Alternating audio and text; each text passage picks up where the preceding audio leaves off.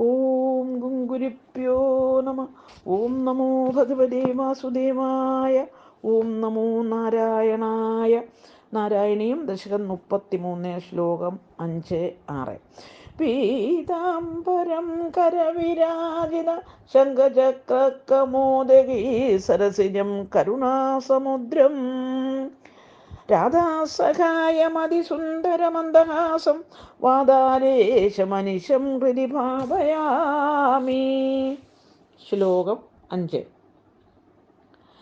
രാജ്ഞാതപാരണമുഹൂർത്ത സമാപ്തികേതാൻ വാരൈവ പാരണമകാരി ഭവൻ പരേണ പ്രാപ്തോ മുനിസ്തദ ദിവ്യദൃശോ വിജാനൻ ക്ഷിപ്യൻ കൃതോദ്ധൃത ജഡോ വിദദാനകൃത്യാം.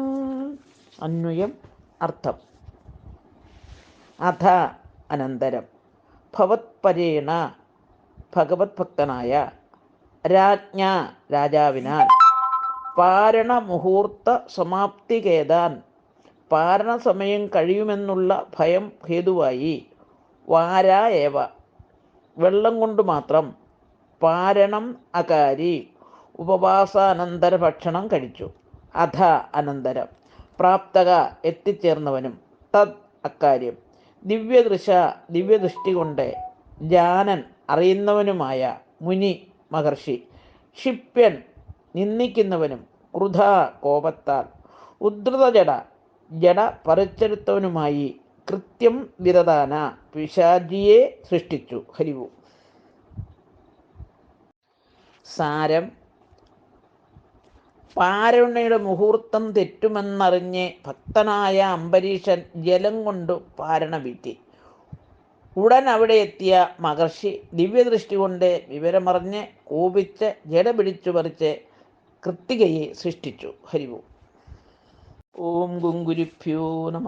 ഓം നമോ ഭഗവതേ വാസുദേവായ. ഓം നമോ നാരായണായ. ശ്ലോകം 6. കൃത്യാഞ്ചതാമസിധരാം ഭുവനം ദഗന്തീം അഗ്രേ അവിവീക്ഷ്യ നൃപതിർന്നപദാച്ചകമ്പേ ത്വദ്ഭക്തപാദമവിവീക്ഷ്യ സുദർശനം ദേ കൃത്യാനലം ശലഭയൻ മുനിമന്വതാവീൻ. അന്വയം അർത്ഥം.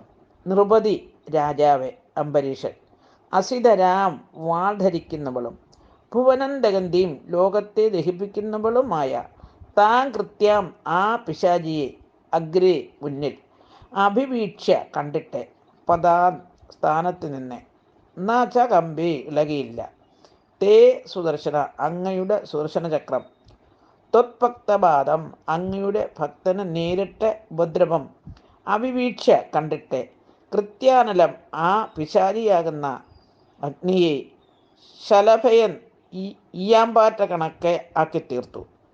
മുനിയെ അന്വതാവിയിൽ പിന്തുടർന്നു ഓടി. ഹരിവു. സാരം. കയ്യിൽ വാളുമെടുത്ത് ലോകത്തെ ദഹിപ്പിച്ച് ചാമ്പലാക്കാൻ കഴിയുന്ന മട്ടിൽ മുമ്പിൽ കൃത്യയെ കണ്ടിട്ടും അംബരീഷൻ അല്പം പോലും ചലിച്ചില്ല. അങ്ങയുടെ ഭക്തനെ നേരിടാൻ പോകുന്ന ആപത്ത് കണ്ട് സുദർശന ചക്രം കൃത്യയെ സംഹരിച്ചു ദുർവാസാവിൻ്റെ പിന്നാലെ ഓടി. ഹരിവു.